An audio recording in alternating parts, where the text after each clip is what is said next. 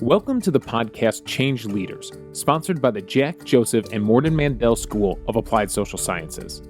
Our guest this week is Geneva Johnson, the former president and chief executive officer of Family Service America, Inc. and Families International, Inc. She earned her master's degree from the Mandel School in 1957 and has achieved many distinctions and honors in her storied career, including being named among the top 100 Black business and professional women in America. She sat down to have a conversation with Dexter Foisin, Dean of the Mandel School.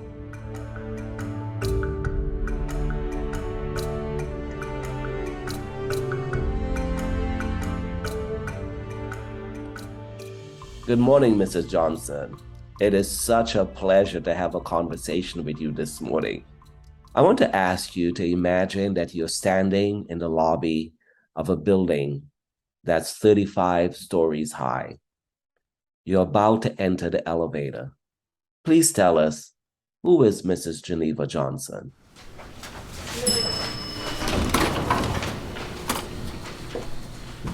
Geneva Johnson is a person that has had a wonderful life because of my parents and all of the people that I've met that I was able to receive from. I'm a person that is still becoming because God isn't finished with me yet. You've had a long and illustrious career in social work and nonprofit management.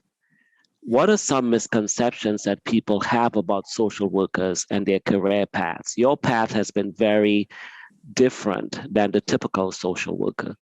I think the first misconception that I've always heard was that social workers do good instead of social workers do well in their community, whatever the problems are. And it takes a person who can look at all sides of a problem in order to solve it. So it's not just doing good, it's doing well with the problems that confront you. What I hear you saying is that social workers are more than do-gooders. They're thinkers, they're critical analysis.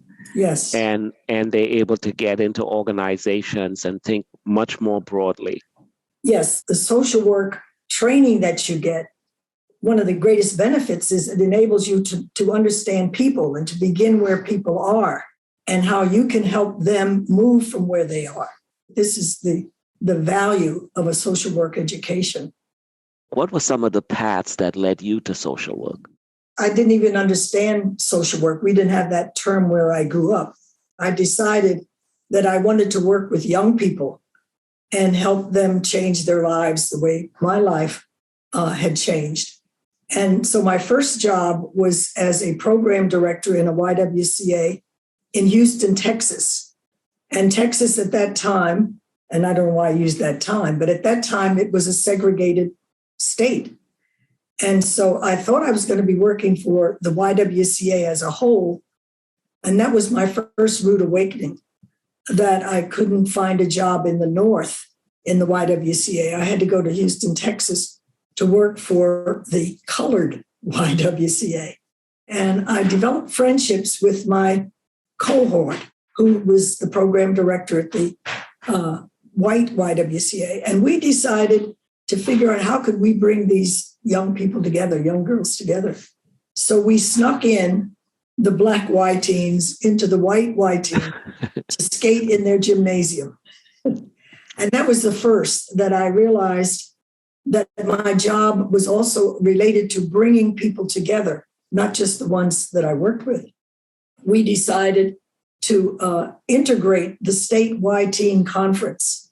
And by integrate, it meant that I would bring 20 of my girls to the conference where there would be about 150 other white girls. And somehow we got it together that the parents didn't know, because that was against the law to congregate together. And at that conference, one of our guest speakers was a professor from Case Western Reserve at West. And she was with us for about 2 or 3 days, and I talked with her and trying to get ideas from her and so forth. And she suggested that I ought to go to graduate school, which I had never thought of in my life. and that I should apply at Case Western, and that she would see if she could get a scholarship for me from the national board of the YWCA. And that's when I was introduced to casework and the whole field of social work. When I went back home to get married, there I was with a graduate degree with community planning and community organization and group work. And I applied at the United Way there in Reading, Pennsylvania. This was in 1957. And when I applied, the CEO of the United Way said to me, "We don't hire Negroes." So I became a Negro. From being colored to being a Negro, yes. A Negro, because he said to me, "We don't hire Negroes." So there I was out of graduate school, getting ready to get married with no job. And I saw an advertisement in the newspaper. The state was going to give a test for psychiatric social workers. So I took the test and passed and became a psychiatric social worker doing casework in a mental hospital. Wow. So you see how Case Western and that experience provided me for all kind of experiences in my life.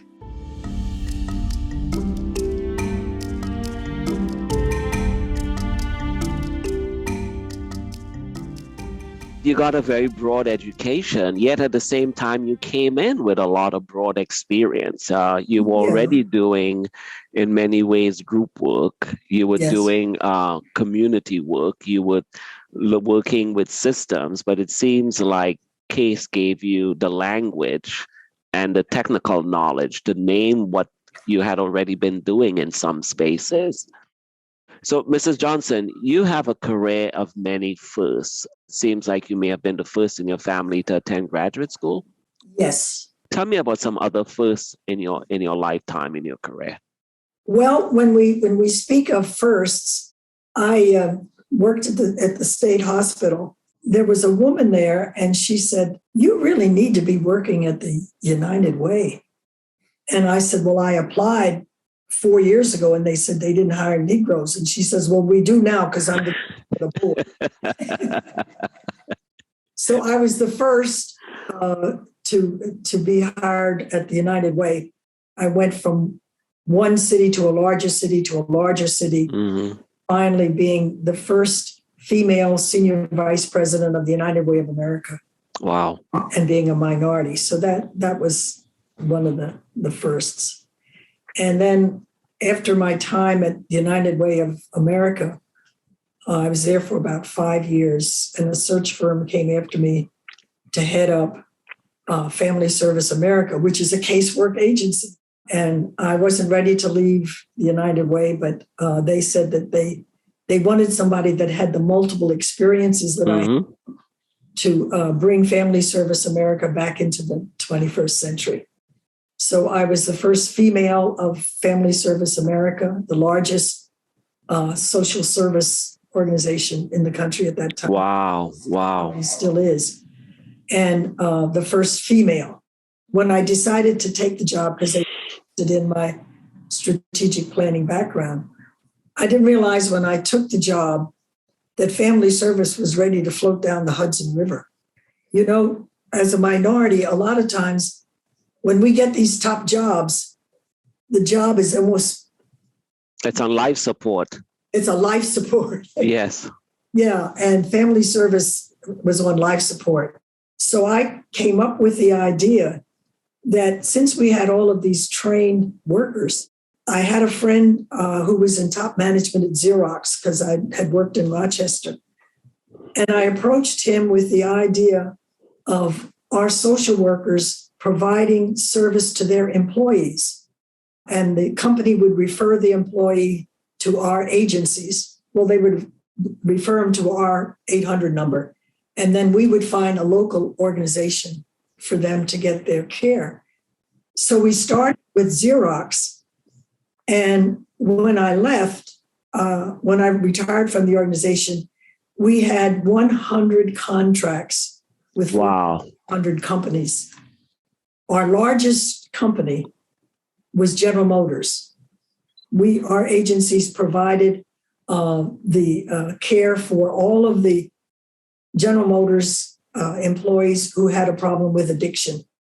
We got a lot of the banks because there were bank robberies, and the employees needed help in adjusting to that kind of stress. We became an employee assistant organization, and we were the 7th largest in the country providing that service to corporations.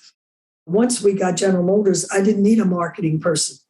And they were so helpful. They completely financed our whole data system so that we could be involved across the country. This was a Black woman that took over Family Service of America, which sounded like a big deal. And I pulled it out of its with that concept. Wow. Social work prepared you for some of that in addition to your own innate talents and drive. I couldn't have done it without my social work education, my intuition or my drive.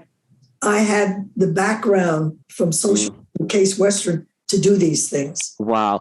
But I'm sitting here and I'm really amazed because you talked about how the world saw you, and that changed from being colored to being Negro to being African American, growing up in Jim Crow, being told that we don't hire Negroes, breaking the color barrier in so many areas, taking on a company that was fledgling, turning it upside down on his head, and innovating and making it not only profitable, but creating broad service across the country in areas that didn't exist.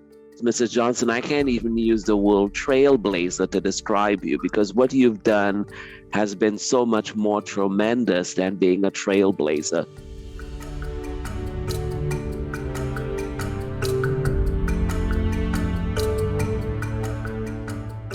So share with us a little bit in terms of having to break those barriers as a woman of color, as a woman.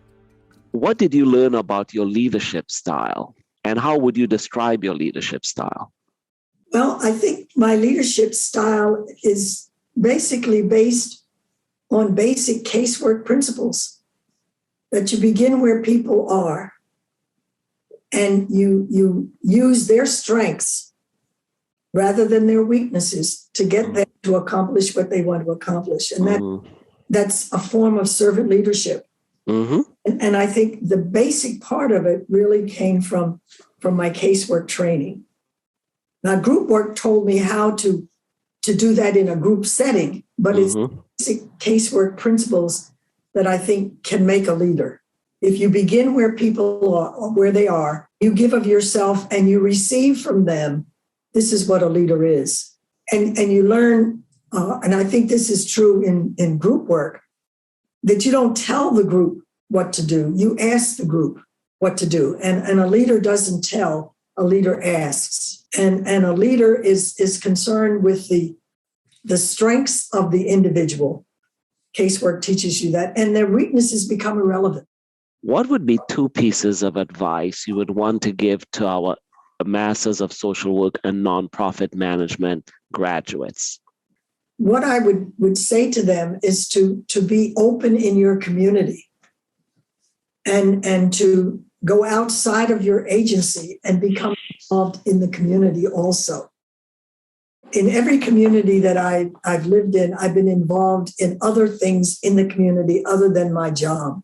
When you volunteer in organizations that also have the shakers of the community. You can begin to influence the shakers. If you serve on a board where everybody's like you, you're not going to be able to shake anything. The Medical College of Wisconsin and Freighted Hospital had all of the top CEOs on their board. And I know that in some respects, I was the token woman or the token Black person, but use your tokenism to broaden and get rid of the tokenism. So I'm saying as women, we have to realize what our treasure is, because that's what I'm interested in. He wasn't interested in me in being the first Black woman.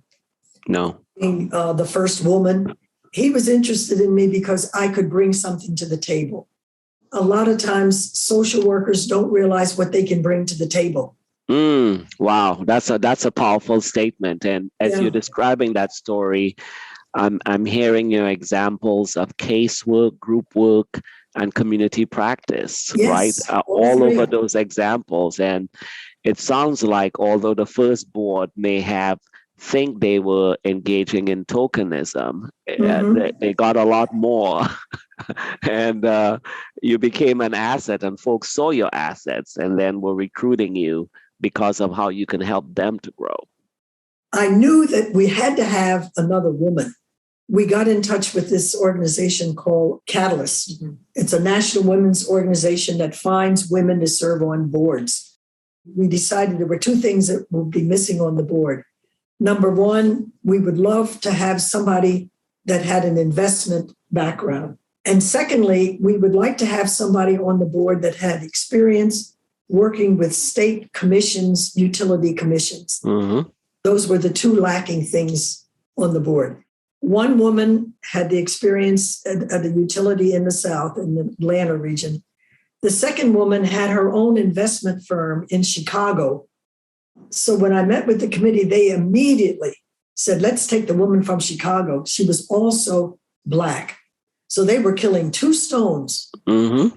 They had a Black woman to replace me, and they had a person with investment background. And I said to the committee, I said, you know what, though, if you replace her for me, that's showing that you're putting her on to replace me, which means for the next 11 years, you'll be doing tokenism again. Why can't we bring both women on? Yes. Has the experience. Yes. The commission, Yes. and the woman who happened to be Black but was an investment person.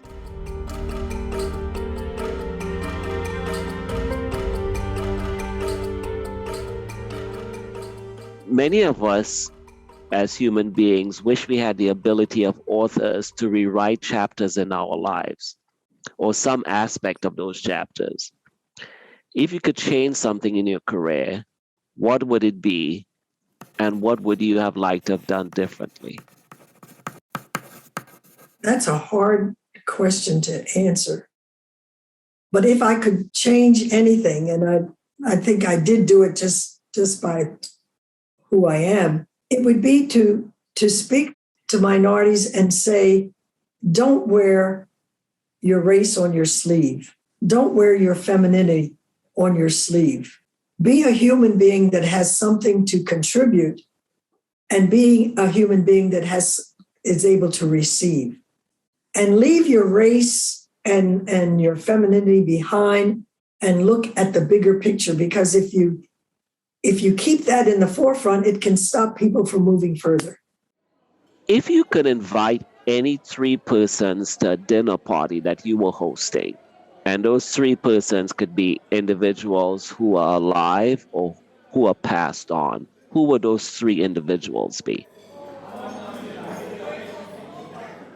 Besides my parents, the first person would be the minister of the church that I grew up in, that baptized me, that laid out the plans, the educational plans for all of us, helped parents figure out where I went, where my sister went. So I would invite Reverend Goodwin. And the second person I would invite would be Peter Drucker. And then as a facilitator, and I just thought of her, I would invite the former dean of the School of Social Work at Case Western Reserve. Darlene Bailey? Darlene Bailey. I would invite her as the facilitator at the dinner party so that she pushed the questions on the table. And what role would you play in the dinner party other than being the host? Oh, I would reminisce. I would ask them and reminisce about the things that we have done together and the meaning that it had for me. Looking over your life and the many diverse experiences you've had, tell me one thing you know for sure. Well, one thing I know for sure is that I'm a child of the King. I can remember doing a speech, and one of the questions that came up, one of the first questions, this man said to me, "How is it you are so confident, so sure of yourself?" And I said, "It's because I'm a child of the King." that is a wonderful and a powerful and a reflective way to end this interview, Mrs. Johnson.